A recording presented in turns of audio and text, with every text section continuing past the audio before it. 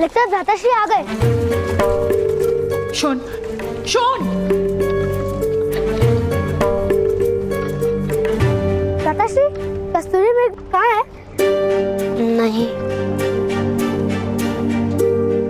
कस्तूरी मृग हाथ नहीं आया शोन। किंतु यदि आप कस्तूरी मृग नहीं लाएंगे तो माता का प्रेम आपको किस प्रकार प्राप्त होगा? अरे कस्तूरी मृग तो स्वयं आएगा। अब तो तुम्हारे भ्राता महारानी कुंती और महाराजा पांडु के मित्र हैं। कस्तूरी मृग क्या, अब तो स्वर्ण का कस्तूरी मृग आएगा। चलो भीतर चलो। पता है शोन, महारानी ने तुम्हारे भ्राता कर्ण को अपनी अंगूठी दी है। अब तो तुम्हारी माता ने यदि कर्ण को प्रेम नहीं दिया तो दरिद्र रह जाएंगी और पछताएंगी।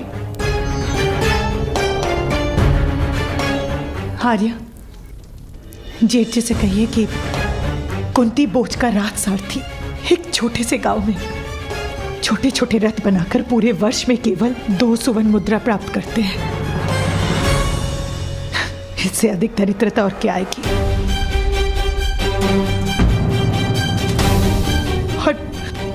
और मैंने कहा था उसे कस्तूरी मृग लाने के लिए, मैंने कहा था धनुष उठाने के लिए, तो फिर उसकी मूर्खता का दंड मुझे क्यों मिल रहा है? संतान की मूर्खता का दोष और संतान की सफलता के लिए प्रशंसा दोनों माता को ही मिलते हैं। यदि तुम कर्ण जैसे चमत्कारिक और दिव्य बालक को अपनाओगी तो प्रशंसा तले डूब जाओगी, गर्व से फूल ही नहीं समाओगी। मुझे किसी की प्रशंसा की कोई आवश्यकता नहीं है। और ये दिव्य है ना, तो ये मत भूलिए, दिव्य का स्थान दिव्य लोक में है, देवताओं के बीच में।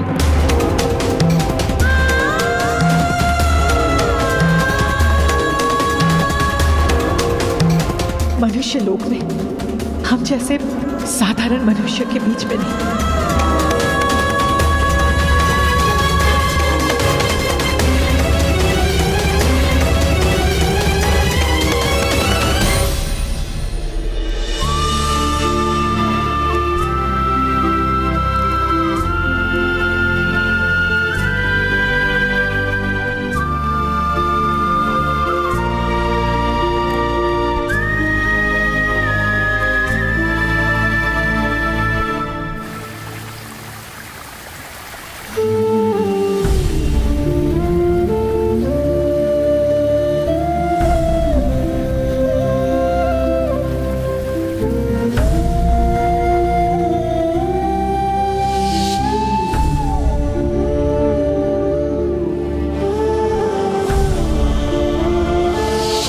और ये दिव्य है ना, तो ये मत भूलिए, दिव्य का स्थान दिव्य लोक में है, देवताओं के बीच में।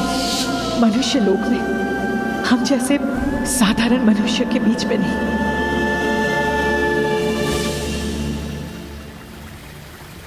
भ्राताश्री, इस प्रकार यहाँ क्यों बैठे हैं? तो कहाँ बैठो शोन? चलिए, क्या आपको पता नहीं यहाँ पिशाच आते हैं? अब मुझे पिशाच से कोई भय नहीं, वैसे भी मेरी मृत्यु होने वाली है। माता ने उचित कहा है, दिव्य का स्थान देवलोक में ही होता है। पर माता का क्रोध तो कल तक उतर जाएगा। नहीं शोन, ताऊ ने कहा था यदि किसी वस्तु से प्रकाश निकले तो वे दिव्य होती है, और मेरे शरीर से भी प्रकाश निकलता है। आपके शरीर में से कहाँ प्रकाश निकलता है? दिखाइए। ऐसे नहीं निकलता, किंतु जब मैं पर्वत से गिरता हूँ तब पूरे शरीर से प्रकाश निकलता है। अवश्य मेरी मृत्यु अब निकट है, उससे मुझे कोई हानि नहीं होती। तो दिखाइए। मृत्यु? अरे नहीं, प्रकाश। चलो दिखाता हूँ।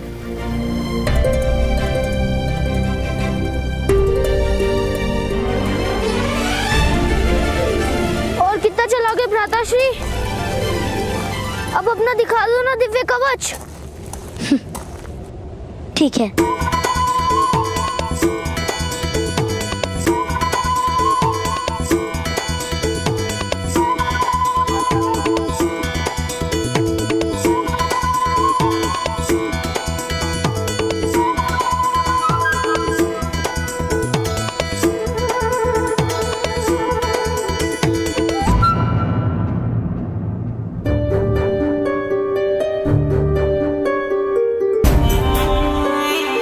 आश्चर्य है, अब कवच नहीं निकल रहा। यदि कवच प्रकट होता तो कितना सुख मिलता ना। उस कवच के कारण पर्वत से गिरने पर भी मुझे कोई घाव नहीं हुआ था, रक्त भी नहीं निकला था। मैंने कहा ना, दिव्यता थी। हम सारे मित्रों को कवच दिखाते, सब आपसे भयभीत हो जाते। मैं मृत्यु से पहले स्वयं राजा की एक बार रक्षा भी कर लेता। हाँ, यदि राजा के सामने कोई सिंह आ जाता तो आप उसका जबड़ा चीर देते और मैं उसके कान खींच लेता। किंतु तुम्हारे शरीर से कहाँ कवच निकलता है? मैं प्रयास करता हूँ। आप मेरे भ्राताश्री हो ना, तो आपके और मेरे हाथ और पैर समान है, तो कवच क्यों नहीं हो सकता? किंतु अभी कवच नहीं प्रकट हो रहा है ना शोन?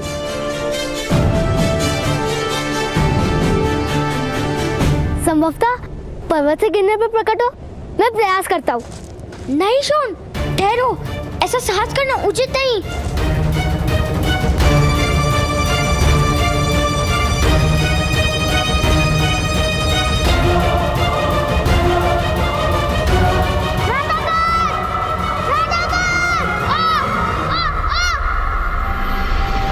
रक्षा कीजिए।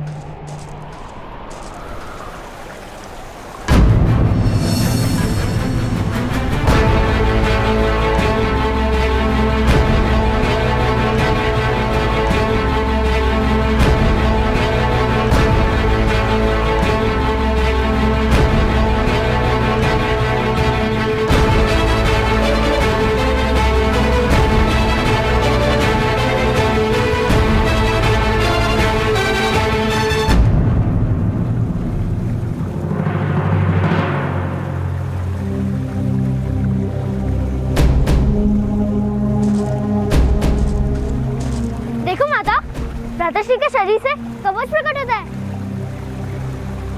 और आपने देखा वो पत्थर भी कैसे टूट गया। किंतु मुझे और मेरे भ्राताश्री को कोई हानि नहीं हुई।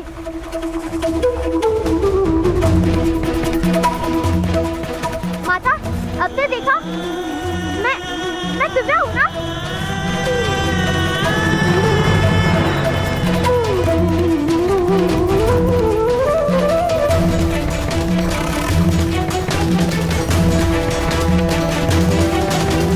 अंदर रखना, बिना शोधो, मेरी शोन से दूर रहना। शोन, चलो। आवश्यकता नहीं है।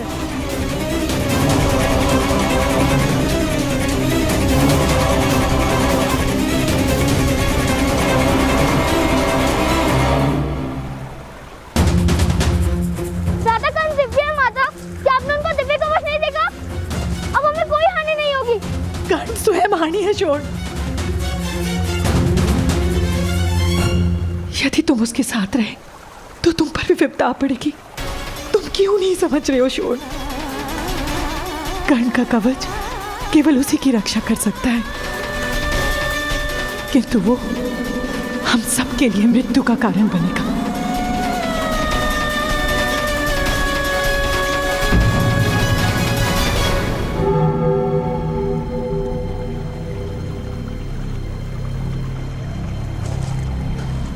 कर्ण कर्ण कर्ण तुमने तो अपनी दिव्यता बता दी। अब एक और दिव्य रथ बनाने में मेरी मदद करोगे?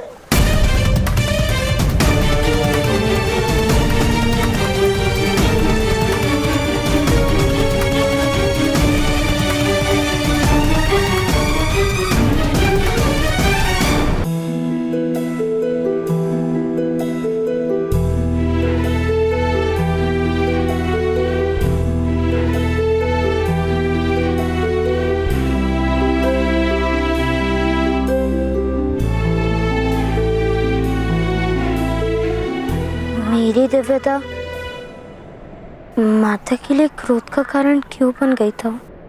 या!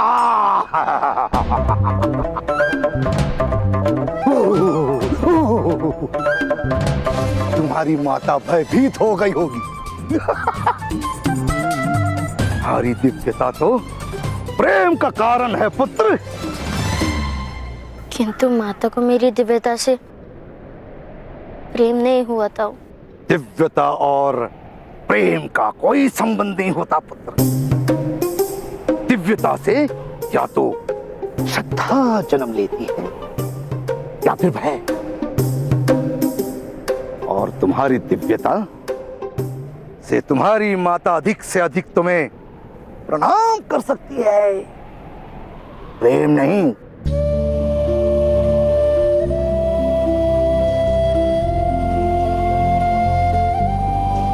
माता से प्रणाम की अपेक्षा किस बालक को होती है ताऊ? मुझे माता के प्रेम की आवश्यकता है। क्या माता मुझे कभी प्रेम नहीं करेंगी?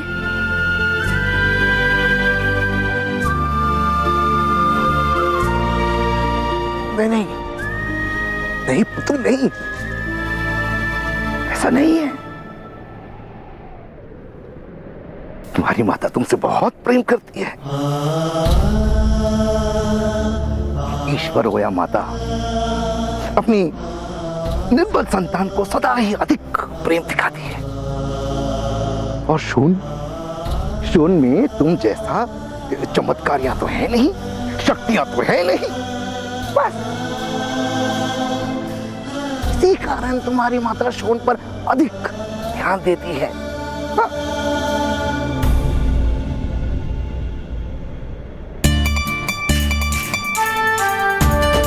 यदि ऐसा है तो मैं शोन को भी मेरे समान शक्तिमान बना दूंगा।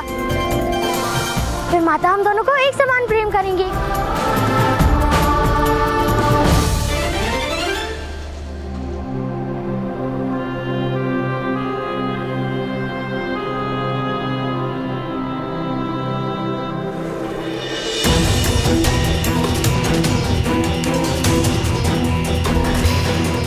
भगवान ने राजकुमारी को आश्वासन दिया था कि वो सदैव अपने पुत्र की रक्षा करेंगे। यही कारण है कि इस बालक के पास दिव्य कवच तथा कुंडल है। आपका पुत्र बहुत तेजस्वी है। ऐसा बालक तो किसी महान राज्य का सम्राट हो सकता था।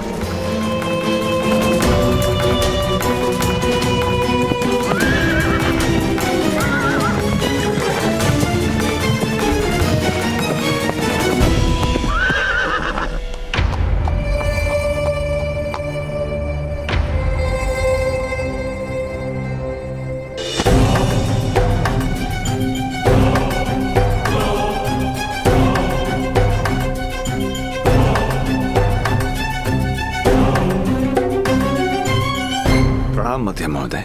मेरे अश्वों को आज जल नहीं पिलाया तुमने। क्षमा कीजिएगा, किसी काम में व्यस्त हो गया था। मैं अभी जल पिला देता हूं। किस काम में व्यस्त है अधिरथ, बहुत अच्छे से जानता हूं मैं। स्वयं अपनी आंखों से देखा है मैंने।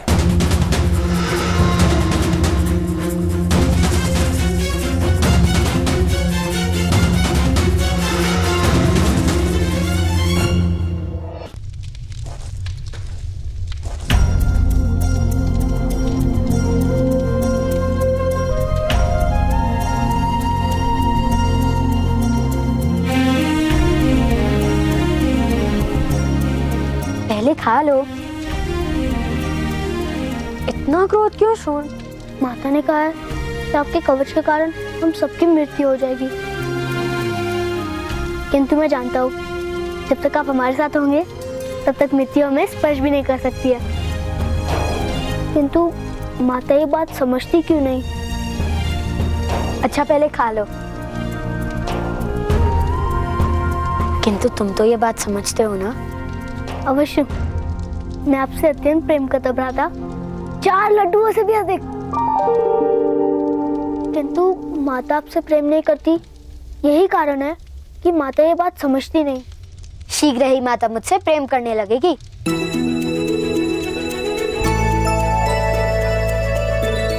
मैंने माता का प्रेम पाने का मार्ग ढूंढ लिया है। अपने पुत्र को रोको, अन्यथा चिंता के स्थान पर भय और भय के स्थान पर दुख होगा। अपने पुत्र की दिव्यता के ढोंग का अंत करो। किंतु महोदय, कर्ण वास्तव में दिव्य है। उसकी दिव्यता ईश्वर का प्रसाद है। उसको गुप्त किस प्रकार रखा जा सकता है? सूतों को दिव्यता की अनुमति नहीं है।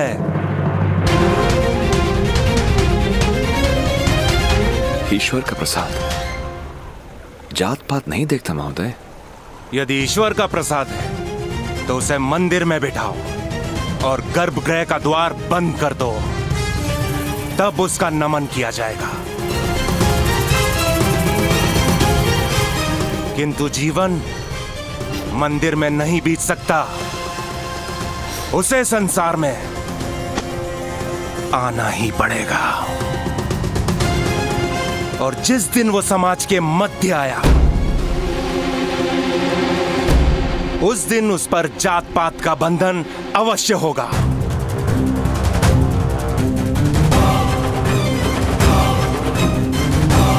स्मरण रहे अधिरथ, यदि तुम्हारे पुत्र ने शक्तिमान बनने का प्रयास भी किया तो परिणाम बहुत गंभीर होगा।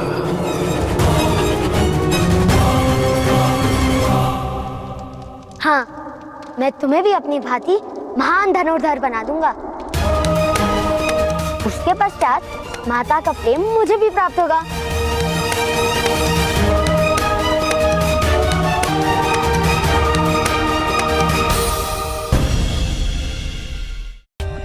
For more updates, subscribe to our channel, click the show links and enjoy watching the videos.